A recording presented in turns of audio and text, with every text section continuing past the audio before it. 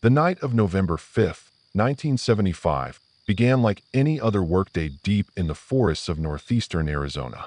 7 loggers were finishing their shift in the Apache Sitgreaves National Forest when something extraordinary happened, something that would become one of the most debated UFO encounters in American history.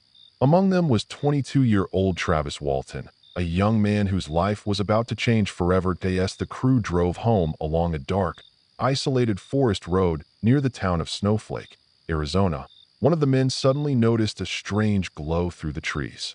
At first, they thought it might be a forest fire or some kind of aircraft in trouble. But as their truck rounded a bend, the men were stunned into silence. Hovering in a small clearing ahead of them was a metallic, disc-shaped object, radiating an eerie bluish light that illuminated the surrounding forest like daylight.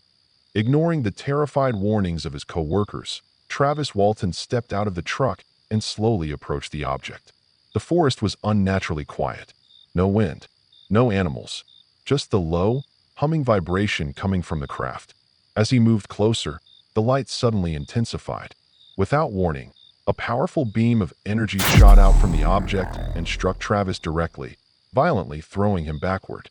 Believing their friend had been killed, the remaining 6 men panicked and fled the scene in terror, but guilt quickly overcame their fear, and they returned only minutes later.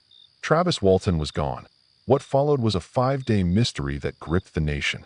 Massive search parties combed the forests of Arizona.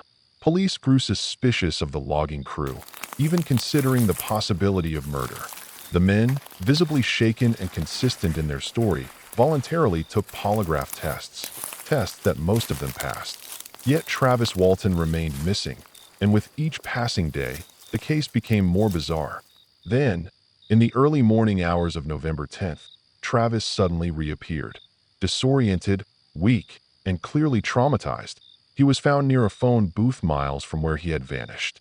According to Walton, what happened during those missing 5 days was beyond anything he could have imagined. He claimed he awoke inside a brightly lit, metallic room, lying on a table, surrounded by small, pale humanoid beings with large eyes and smooth skin. Terrified and confused, Walton said he fought the entities and managed to escape the room, only to encounter other human-like figures wearing strange helmets inside the craft. Soon after, he lost consciousness again. His next memory was waking up alone on the cold pavement outside the phone booth. With nearly 5 days of his life missing, the case quickly exploded into national headlines. Skeptics called it an elaborate hoax. Supporters pointed to the consistent witness testimonies, the polygraph results, and Walton's physical condition upon his return. To this day, the Travis Walton incident remains one of the most intensely investigated and hotly debated alleged alien abductions in American history. Nearly 50 years later, the question still lingers in the dark forests of Arizona. What really happened to Travis Walton on that cold November night in 1975?